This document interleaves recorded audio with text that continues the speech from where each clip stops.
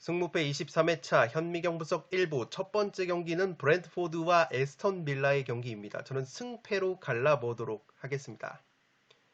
통계적인 부분은 화면을 멈추셔서 구독자 여러분들이 확인을 해 주시기 바랍니다. 살롱 코멘트로 빠르게 넘어가도록 하겠습니다.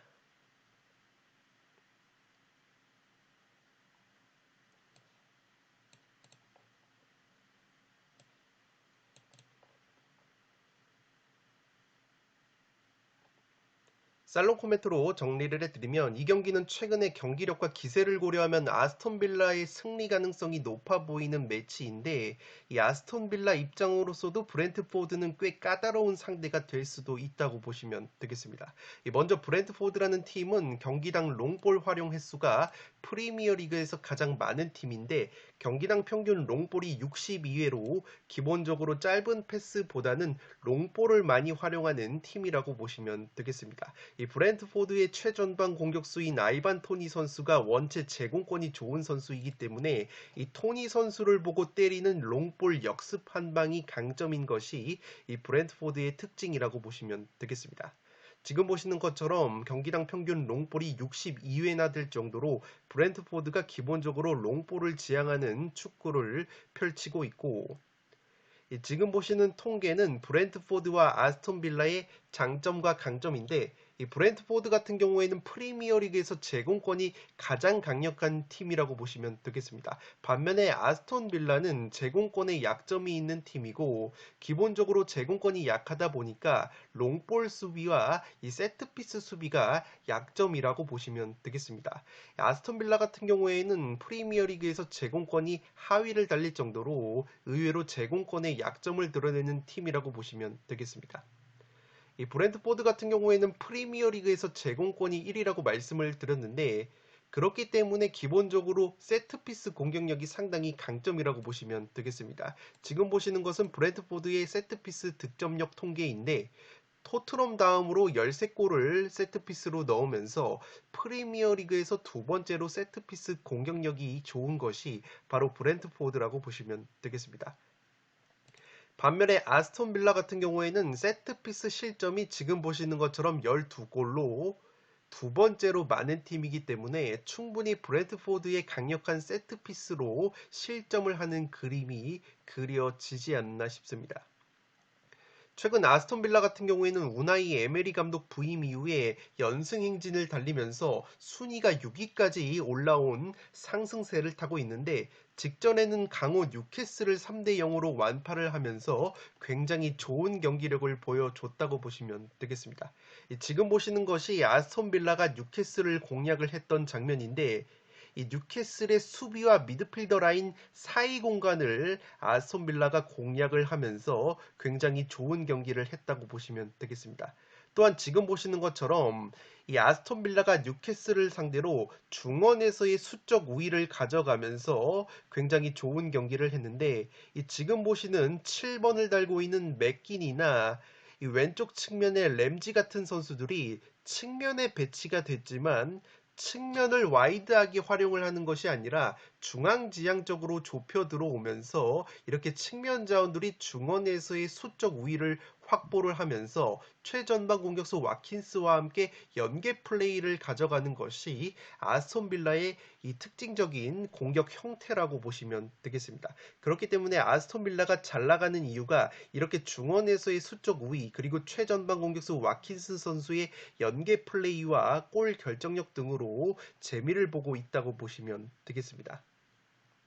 다만 브렌트포드 같은 경우에는 기본적으로 이 아스톤 빌라가 직전에 상대를 했었던 뉴캐슬보다는 전반적으로 압박 강도가 강한 팀은 아니고 이 수비적으로 내려앉았을 때도 간격 자체가 촘촘한 부분이 있다고 보시면 되겠습니다. 따라서 의도적으로 브렌트포드가 수비 라인 간격 자체를 좁히면서 동시에 상대적으로 이 빌라의 측면 자원인 맥긴과 이 램지 선수가 중앙으로 들어왔을 때 상대적으로 헐거워지는 측면 뒷공간을 브렌트포드의 빠른 측면 자원인 은베우모나 위사 선수 등을 활용을 해서 빠른 역습을 통해서 공략하는 그림을 그리게 된다면 아스톤 빌라가 상당히 고전할 수도 있는 경기가 되지 않을까 싶습니다.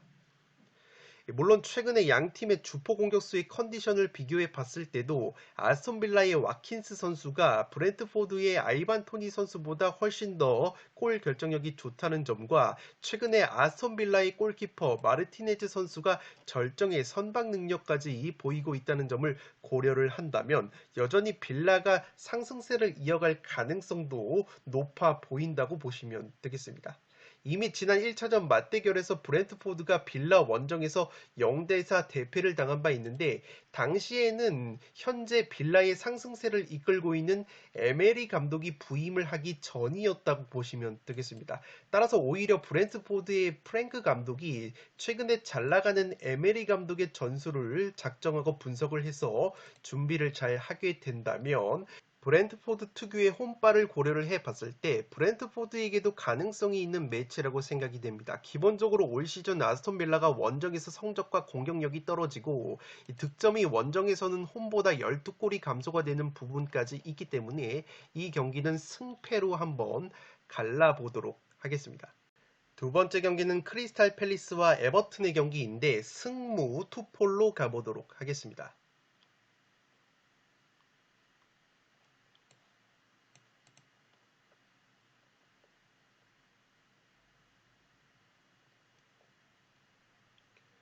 살롱 코멘트로 정리를 해드리면 최근에 호지슨 감독이 부임한 이후에 크리스탈 팰리스가 파죽의 3연승을 거두면서 사실상 강등권에서 멀어졌다고 보시면 되겠습니다. 이 로이 호지슨 감독 같은 경우에는 과거처럼 굉장히 심플한 축구를 구사를 하고 있는데 특히나 크리스탈 팰리스 선수들의 개인 기량을 적극 활용한 측면 돌파가 특징이라고 보시면 되겠습니다.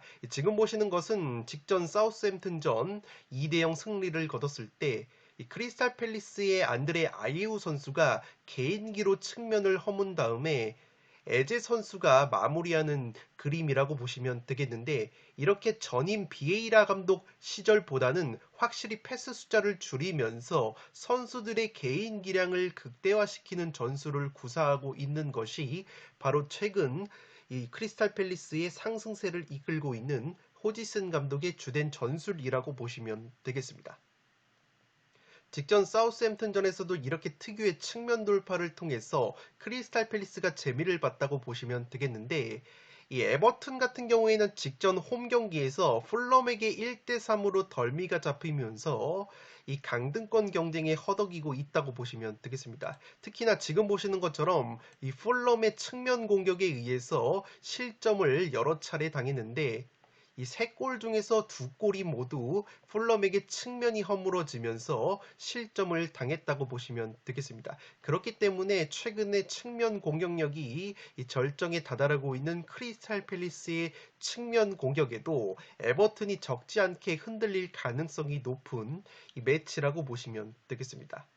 또한 크리스탈 팰리스 같은 경우에는 이 측면 공격이 많다 보니까 이 측면에서 상대 수비 맞고 이 공이 나가면서 세트피스 기회를 많이 만들어내는 팀이기도 한데 세트피스 공격력이 상당히 뛰어나다고 보시면 되겠습니다. 크리스탈 팰리스가 세트피스 득점력이 프리미어리그에서 10골을 넣으면서 준수한 공격력을 보여주고 있는데 이 에버튼 같은 경우에는 기본적으로 세트피스 상황에서 수비가 꽤나 불안한 부분이 있습니다.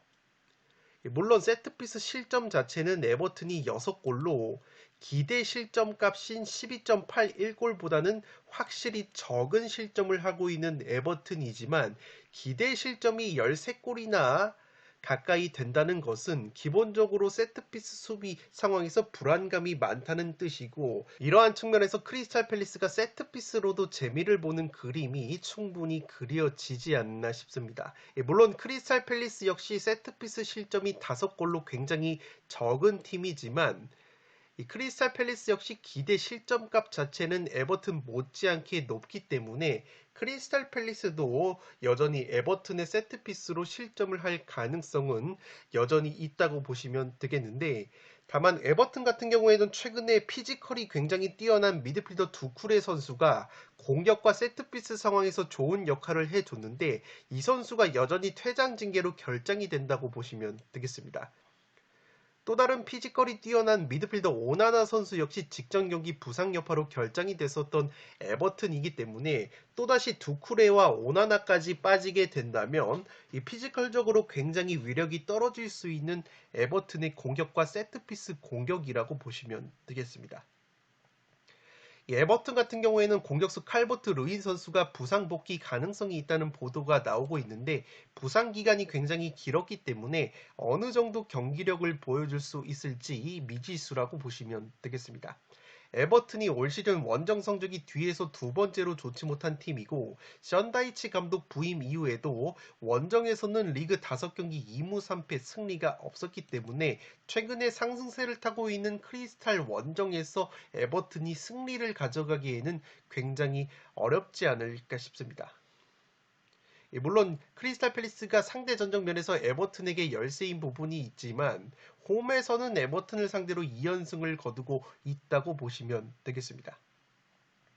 여기까지 보면은 지극히 최근 경기력이 좋은 크리스탈 쪽 승리를 노리는 평범한 분석이라고 볼 수 있겠는데 이 풋볼 살롱의 현미경 분석은 여기서 한 차원 더 나아가서 에버튼 쪽 이변 가능성도 제시를 해드리면 우선 에버튼의 션다이치 감독이 에버튼 데뷔전에서 다름 아닌 1등팀 아스날을 1대0으로 제압했던 경기를 복기를 할 필요가 있습니다. 물론 그 경기는 에버튼의 홈 경기였기 때문에 에버튼이 특유의 홈발을 받은 부분이 있지만 아스날 같은 경우에는 현재 프리미어리그에서 측면 공격력이 가장 뛰어난 팀이었기 때문에 그러한 아스날을 상대로 당시에 에버튼의 션다이치 감독이 보여줬던 이 무실점 수비 전술이 이번 크리스탈전에서도 나오게 된다면 의외로 크리스탈이 측면 공격을 제어하는 그림도 그려지지 않나 싶습니다.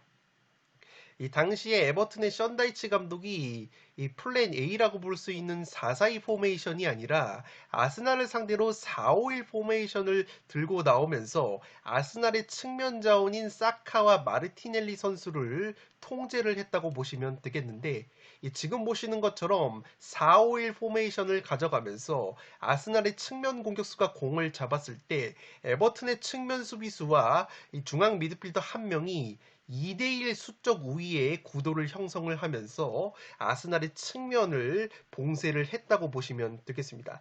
지금 보시는 것처럼 아스날의 측면 자원인 부카요 사카 선수의 컨디션이 최근에 굉장히 좋은데 이 사카 선수가 공을 잡았을 때 측면 수비수와 더불어서 이 미드필더 이워비 선수가 협력 수비를 가하면서 2대1 수비 구도를 형성을 했기 때문에 이 측면 공격력이 뛰어난 크리스탈을 상대로도 만약에 에버튼이 이렇게 2대1 수적 우위를 가져갈 수 있는 4-5-1 포메이션을 가져가게 된다면 의외로 크리스탈이 측면을 뚫는데 상당히 어려울 수도 있다고 보시면 되겠습니다.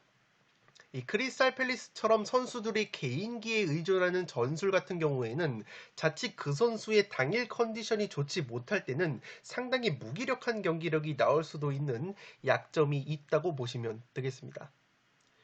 또한 지금 보시는 것은 에버튼의 칼버트 르인이라는 공격수가 아스날을 1대0으로 꺾었을 때의 활약도를 보여주는 것인데 특히나 이 칼버트 루인 선수가 아스날을 상대로 이 전방에서 제공권 경합을 6번이나 성공을 시키면서 최다 경합 성공을 보여줬다고 보시면 되겠습니다. 그렇기 때문에 이 칼버트 루인이라는 에버튼의 공격수가 부상에서 복귀가 될 경우에는 이 칼버트 루인 선수가 전방에서 압박을 가하면서 공격 상황에서는 뛰어난 제공권을 바탕으로 이렇게 제공권 경합을 펼쳐주게 된다면 최근에 에버튼이 최전방 공격수가 없다 보니까 최전방에 측면 자원인 그레이 선수를 배치를 했었는데 만약에 이 공격수 칼버트 르인 선수가 돌아오게 된다면 그레이 선수가 최전방이 아니라 자신의 포지션인 측면으로 돌아갈 수 있는 이 장점이 있기 때문에 여러모로 이 칼버트 르인 선수가 의외로 활약을 해줄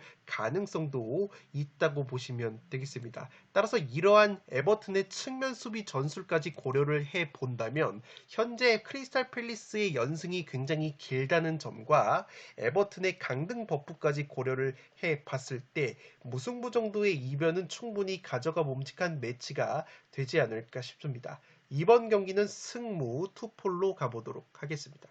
3번 경기는 레스터시티와 울버햄튼의 경기인데 단통 무승부로 가보도록 하겠습니다.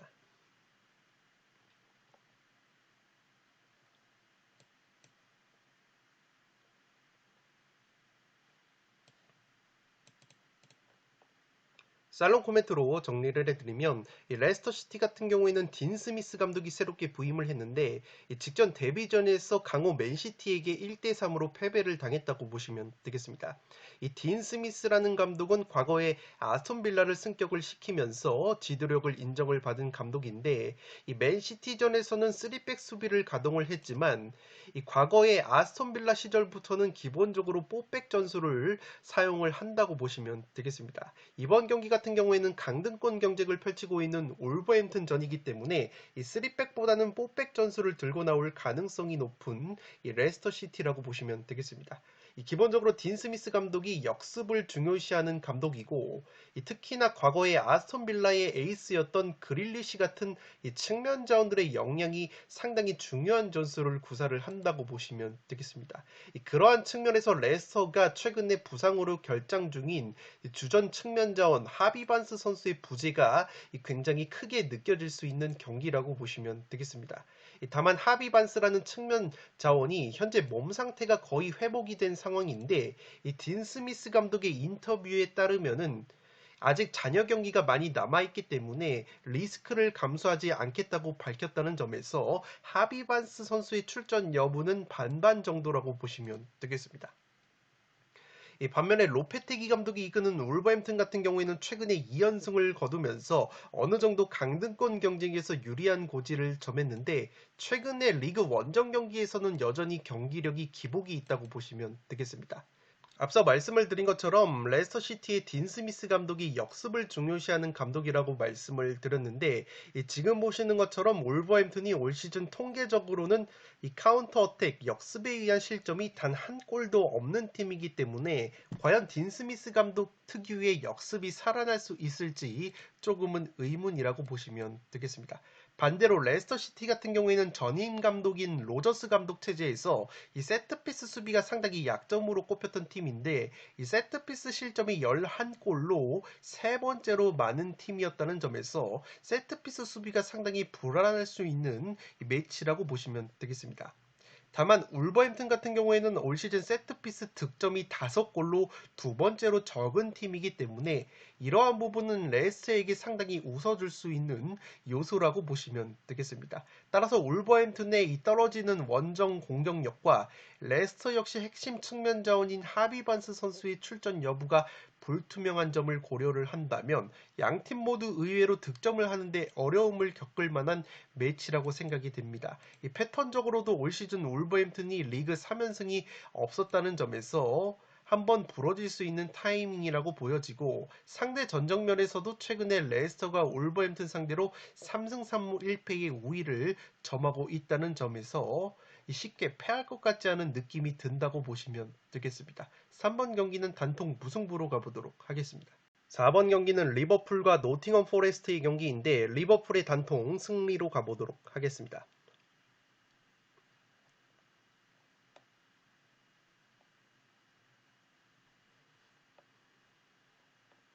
살롱 코멘트로 정리를 해드리면 프리미어리그 원정 성적 꼴등을 달리고 있는 노팅엄이 홈에서 강력한 모습을 여전히 보여주고 있는 리버풀을 상대로 이변을 만들기에는 굉장히 버거워 보이는 매치라고 생각이 됩니다. 우선 노팅엄 같은 경우에는 올 시즌 원정 경기 성적이 1승 3무 11패 프리미어리그 꼴찌를 달리고 있고 원정 경기 15경기에서 득점이 딱 5골에 그치고 있을 정도로 원정에서는 수비력뿐만 아니라 공격력도 현저히 떨어지는 약점이 있다고 보시면 되겠습니다. 반면에 리버풀은 올 시즌 홈구장인 안필드에서만큼은 확실히 강한 모습을 보여주면서 9승 3무 1패의 호성적을 홈에서 거두고 있다고 보시면 되겠습니다.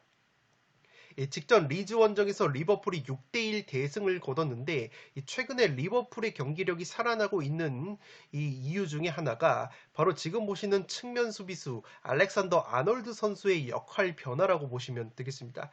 지금 보시는 히트맵이 직전 리즈전에서 측면 수비 자원인 아놀드 선수가 활약을 했던 히트맵인데 이 측면 수비수의 움직임이라고 보기에는 상당히 중앙지향적으로 움직이면서 아놀드 선수가 중앙 미드필더처럼 최근에 활용이 되고 있다고 보시면 되겠습니다. 이 아놀드 선수가 원체 킥력과 패스 능력이 뛰어난 선수이기 때문에 이렇게 중앙에 배치를 하면서 최근에 노세아가 진행이 되고 있는 리버풀의 파비뉴나 핸더스 선수의 약점을 보완하고 있는 것이 바로 리버풀의 클롭 감독의 이 아놀드 선수의 활용법이라고 보시면 되겠습니다. 지금 보시는 것처럼 리즈전에서 이 아놀드 선수가 중원에서 압박을 가하면서 리버풀의 선제골을 어시스트를 했고 이 후반전에도 누네스 선수의 쐐기골을 기가 막힌 로빙 스루 패스로 어시스트를 하면서 리즈전에서만 2개의 어시스트를 기록한 이 아놀드 선수이기 때문에 최근에 이 아놀드 선수의 중앙 활용이 상당히 빛을 발하고 있는 이 리버풀의 흐름이라고 보시면 되겠습니다. 물론 아놀드 선수가 이렇게 중앙으로 들어오다 보니까 이 오른쪽 중앙 수비수인 코나테 선수가 상대적으로 이 위험에 노출이 되는 장면이 있는데 이 코나테 선수가 기본적으로 중앙 수비수 치고는 굉장히 빠른 스피드와 넓은 커버 범위를 가지고 있기 때문에 굉장히 뒷공간을 잘 커버를 하는 모습이 있지만 이렇게 리즈전에서는 리즈 선수의 압박에 의해서 공을 빼앗기면서 실점을 하는 장면도 있었기 때문에 이 아놀드 선수가 이렇게 중앙으로 들어갈 경우에는 이 코나테 선수 쪽을 노려볼 수 있는 것이 바로 노팅엄의 측면 전략이 될 수 있다고 보시면 되겠습니다. 또한 지난 10월에 노팅엄 원정을 떠나서 리버풀이 이 노팅엄의 밀집 수비를 뚫어내지 못하고 노팅엄에게 0대1로 패배를 당했던 부분은 리스크라고 볼 수 있겠는데 원체 노팅엄이 홈과 원정에서의 경기력 기복이 심한 팀이고 마찬가지로 리버풀은 올 시즌 원정에서는 경기력이 상당히 저조한 팀이기 때문에 그러한 부분은 정상 참작이 가능할 것으로 생각이 됩니다. 또한 리버풀이 노팅엄 원정에서 0대1로 패배를 당했을 때는 공격수 조타 선수와 누네스 선수가 모두 부상으로 결장이 됐었던 경기이고 최근에 좋은 모습을 보여주고 있는 PSV의 출신의 영입생 공격수 코디 학보 선수가 팀에 합류하기 전이었기 때문에 이 100% 전력이 아니었었다고 보시면 되겠습니다. 또한 앞서 언급을 드렸던 리버풀의 알렉산더 아놀드 선수 역시 당시 노팅엄 원정에서는 후반전 늦게 투입이 됐었기 때문에 100% 전력이 가동이 될 수 있는 이번 홈 경기에서는 리버풀이 좋은 모습을 보여줄 가능성이 높지 않을까 싶습니다. 4번 경기는 리버풀의 단통 승리로 가보도록 하겠습니다. 5번 경기는 알메리아와 빌바오의 경기인데 알메리아의 단통 패배로 가보도록 하겠습니다. 투폴 추천으로는 무승부까지 바치면서 무패를 추천드리도록 하겠습니다.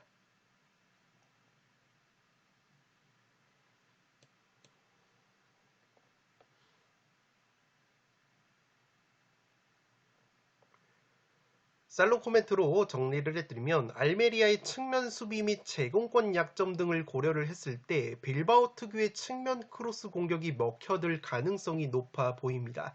이미 지난 1차전 맞대결에서 빌바오가 알메리아를 상대로 4대0 대승을 거뒀는데 당시에도 선제골을 측면에서의 크로스, 이냐키 윌리엄스의 헤딩, 뚝배기 패턴으로 만들어냈던 빌바오라고 보시면 되겠습니다.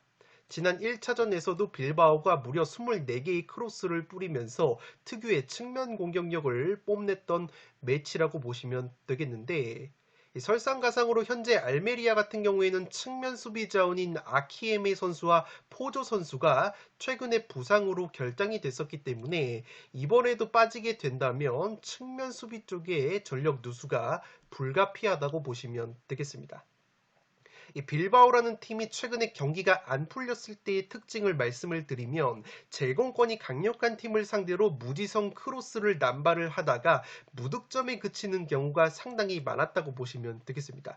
지금 보시는 것처럼 빌바오가 이 무득점 경기가 무려 12경기나 되면서 라리가에서 세 번째로 많은 무득점 경기를 하고 있는 팀인데 그럼에도 불구하고 원정 경기에서는 오히려 무득점 경기가 홈보다 줄어드는 부분이 있다고 보시면 되겠습니다.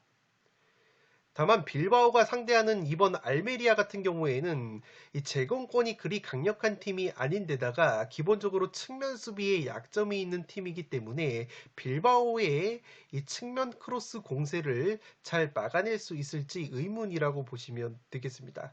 또한 최근에 빌바오의 주포 공격수 이냐키 윌리엄스 선수가 기나긴 골 침묵을 깨고 최근에 3경기 연속골 4골을 넣으면서 이 부활을 한 것이 상당히 고무적인 빌바오라고 보시면 되겠습니다. 지금 보시는 것은 알메리아의 최대 강점인 세트피스 공격력인데 알메리아가 세트피스 득점이 10골로 라리가에서 가장 많은 세트피스 득점을 보여주는 팀이라고 보시면 되겠습니다. 최근에 주포 공격수 투레 선수가 부상으로 빠져있는 알메리아이기 때문에 공격 상황에서 이 강력한 세트피스 한 방을 살리는 것이 굉장히 중요하다고 보시면 되겠습니다. 특히나 알메리아의 세트피스 키커인 로베르토네라는 미드필더의 킥이 상당히 예리한데 올 시즌 라리가에서 7개의 어시스트를 기록을 하면서 상당수가 바로 세트피스에서 기록을 하고 있는 어시스트라고 보시면 되겠습니다. 다만 지금 보시는 것처럼 빌바오 같은 경우에는 세트피스 실점이 라리가에서 바르셀로나 다음으로 적은 2골밖에 실점을 하고 있지 않기 때문에 알메리아의 강점이라고 할 수 있는 세트피스 공격 역시 살아날 수 있을지 조금은 의문이라고 보시면 되겠습니다. 최근에 빌바오의 주전 골키퍼 우나이 시몬 선수가 부상에서 돌아왔고 빌바오 역시 여전히 유럽 대항전 티켓 경쟁을 펼치고 있는 순위와 승점이기 때문에 강등권 경쟁을 하고 있는 알메리아 못지않게 동기부여가 있다고 보시면 되겠습니다. 따라서 경기력적으로는 빌바오의 승리 가능성이 높아 보이는 매치인데 다만 알메리아 같은 경우에는 올 시즌 라리가에서 거둔 8승 모두 홈 경기에서 나왔을 정도로 홈발을 심하게 받는 팀인데다가 바르셀로나를 홈에서 꺾었던 전적까지 있기 때문에 알메리아 특유의 홈 도깨비 면모가 조금은 나올 수도 있는 매치라고 생각이 됩니다. 빌바오의 주포 공격수 이냐키 윌리엄스 선수가 최근에 골 결정력이 살아나고 있다는 점, 빌바오가 압도적인 상대 전적에 우위가 있다는 점, 이미 1차전 맞대결에서 4대0 대승을 거뒀다는 점, 알메리아의 최대 강점인 세트피스에서 빌바오가 세트피스 수비력이 상당히 좋다는 점까지 고려를 한다면 제 아무리 알메리아가 홈발을 받는 팀이라고 할지라도 경기력적으로 빌바오가 우세를 가져갈 가능성이 높아 보입니다. 5번 경기는 알메리아의 단통 패배로 가는데 투폴 추천으로는 무패를 추천드리도록 하겠습니다. 6번 경기는 소시에다드와 라요의 경기인데 승무 투폴로 가면서 라요 쪽 이변까지 한번 노려보도록 하겠습니다.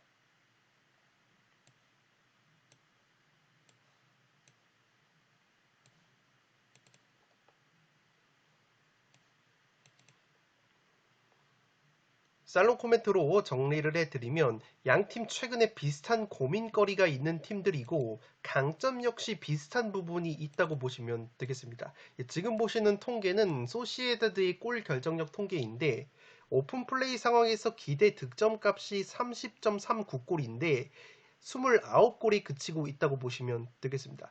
물론 통계적으로는 그렇게 골 결정력이 떨어지지 않는 시즌을 보내고 있지만 최근에 소시에다드가 모든 대회 10경기 중에서 6경기가 무득점 경기였고 성적 역시 2승 3무 4패로 굉장히 기복이 있는 모습을 보여주고 있기 때문에 이 골 결정력이 문제가 있다고 보시면 되겠습니다.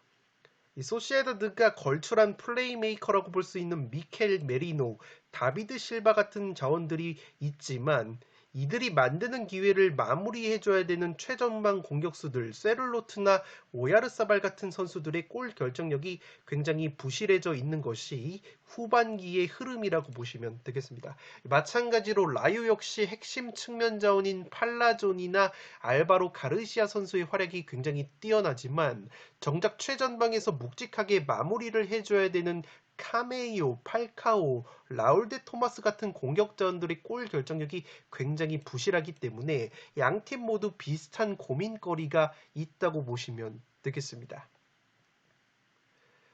앞서 말씀을 드린 것처럼 소시에다드가 최근에 모든 대회 10경기 중에서 6경기가 무득점 경기였고 반대로 라요 같은 경우에는 최근에 그래도 9경기 중에서 무득점 경기가 3경기로 적었다고 보시면 되겠습니다.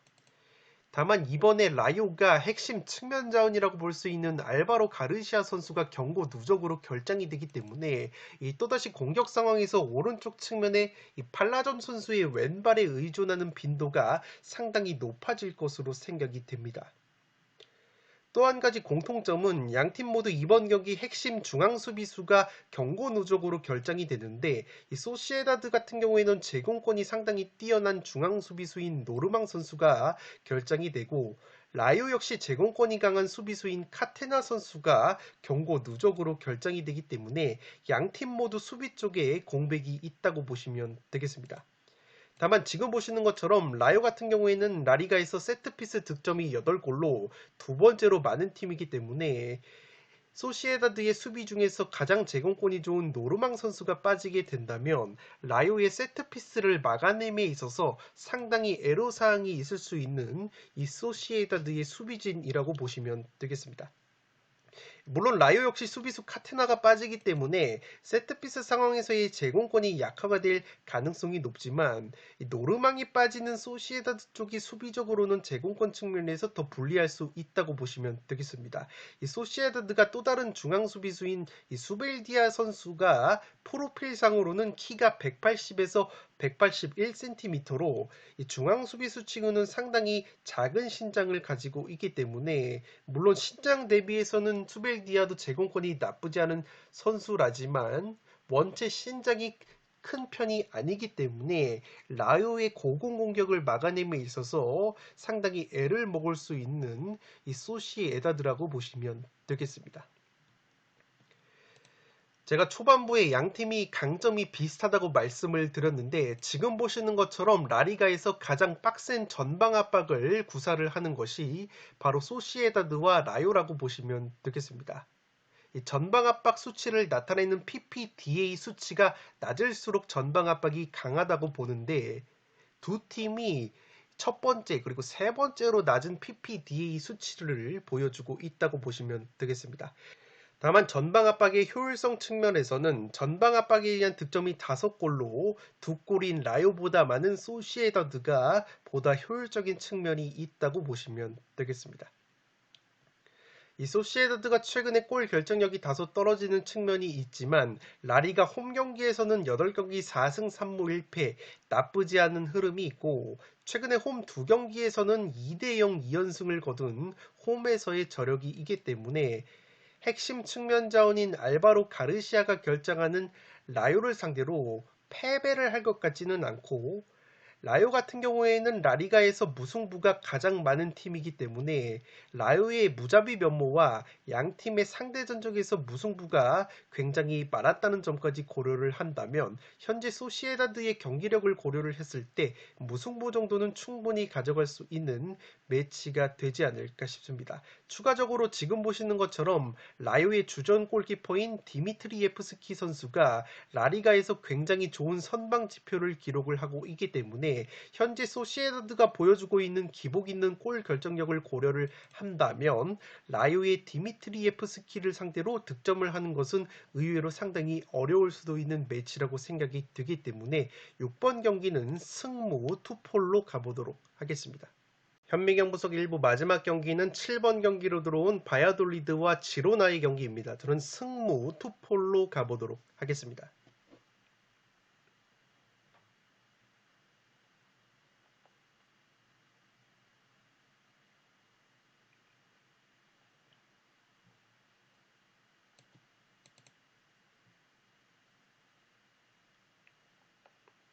살롱 코멘트로 정리를 해드리면 지로나 쪽의 핵심 공격 수비 자원 이탈이 굉장히 커 보인다고 보시면 되겠습니다. 이 지로나의 주전 스트라이커인 카스티아노스 선수가 경고 누적으로 결장이 되고 중앙 수비수인 부에노 선수도 징계로 결장이 되는 지로나이기 때문에 공수에 걸쳐서 전력 누수가 있는 이 지로나라고 보시면 되겠고, 기본적으로 올 시즌 원정에서 성적과 경기력이 현저히 떨어지는 이 지로나라고 보시면 되겠습니다. 홈 경기에서는 8승 3무 4패 극강의 모습을 보여주지만 원정에서는 2승 5무 7패로 공격력까지 상당히 떨어지고 있는 지로나라는 점에서 홈발을 받는 바야돌리드 원정에서 전력 누수를 안고 승리를 노리기에는 굉장히 버거운 경기가 되지 않을까 싶습니다. 이 지로나가 주전 공격수 카스티아노스 선수가 빠지기 때문에 이 현지 나이 36살인 베테랑 공격수 스투아니 선수가 출전을 할 가능성이 높은데, 이 스투아니 선수가 1부 리그 승격 이후에는 라리가 26경기 중에서 19경기를 교체로만 출전을 했기 때문에 과연 풀타임을 소화를 할 수 있는 체력이 준비가 됐을지는 의문이라고 보시면 되겠습니다. 또한 스투아니 선수 역시 올 시즌 리그에서 카스티아노스 선수와 동일하게 7골을 넣고 있는데 그 7골 중에서 4골이 페널티킥 득점이었기 때문에 페널티킥 득점 비중이 상당히 높다고 보시면 되겠습니다. 다만 이것을 부정적으로 볼 만한 것은 아닌 것이, 지금 보시는 것처럼 바야돌리드가 올 시즌 라리가에서 페널티킥 실점이 5골로 세 번째로 많은 팀이고 페널티킥 허용 횟수도 9번으로 세 번째로 많은 팀이라고 보시면 되겠습니다. 반대로 지로나는 페널티킥을 얻어낸 횟수가 8번으로 세 번째로 많은 팀이고 페널티킥 득점 역시 7골로 두 번째로 많은 팀이기 때문에 지로나가 박스 안에서 페널티킥을 얻어낼 수만 있다면 카스티아노스 선수가 빠진 상황에서 페널티킥 성공률이 높은 스투아니 선수가 키커로 나설 경우에는 페널티킥 성공률을 굉장히 끌어올릴 수 있는 지로나가 될 것으로 생각이 됩니다. 다만 제가 바야돌리드 사이드로 가는 이유는 앞서 말씀을 드린 것처럼 지로나가 핵심 공수, 전력 누수가 있는 데다가 원정에서 성적이 떨어진다는 점, 그리고 최근에 바야돌리드가 페졸라노라는 감독이 부임한 이후에 리그 2경기에서 1승 1무로 나쁘지 않은 흐름을 보여주고 있다는 점에서 이 감독 교체 버프를 조금은 받고 있다고 보시면 되겠습니다. 특히나 직전 경기는 강호 비아레알 원정에서도 굉장히 좋은 경기력을 보여주면서 비아레알을 2대1로 잡아내는 이변까지 연출을 했기 때문에 지금 보시는 것처럼 라리가에서 홈발을 세 번째로 많이 받는 바야돌리드가 홈에서 충분히 상승세를 이어갈 수 있는 흐름이 나오지 않을까 싶습니다. 최근에 지로나를 상대로 홈에서만큼은 2승 2무로 패배가 없었던 바야돌리드이고 올 시즌 첫 맞대결에서는 지로나 원정에서 아쉽게 1대2로 패배를 당한 바야돌리드이지만 당시에는 현재 바야돌리드의 영입생 공격 자원인 이 사일 라린 선수가 영입이 되기 전이었다고 보시면 되겠습니다. 제가 이 사일 라린이라는 선수를 굉장히 강조를 드리는 이유는 이 피지컬과 제공권 경합 능력이 상당히 뛰어나고 최근에 절정의 골 결정력까지 보여주고 있는 사일 라린이기 때문에 이 지로나의 주전 중앙 수비수 부에노 선수가 키가 190가량이 되는 제공권이 상당히 좋은 수비수라는 점에서 이 부에노 선수가 빠지는 지로나를 상대로 이 라린 선수가 충분히 피지컬적으로 우위를 가져갈 만한 매치라고 생각이 됩니다. 물론 지로나 같은 경우에는 백업 베테랑 수비수인 에스피노자라는 수비수가 있는데 이 선수 역시 키가 192cm로 제공권이 굉장히 좋은 수비수라는 점에서 라린 선수와의 제공권 경합을 충분히 이겨낼 가능성은 있지만 이 에스피노사 선수는 현지 나이로 33살의 노장 선수이고 가장 최근 경기가 한 달 전이었기 때문에 실전 감각에 상당히 문제가 있을 수 있다는 점에서 이 주전 수비수 부에노가 빠지는 지로나의 수비 공백이 상당히 불가피하다고 보시면 되겠습니다.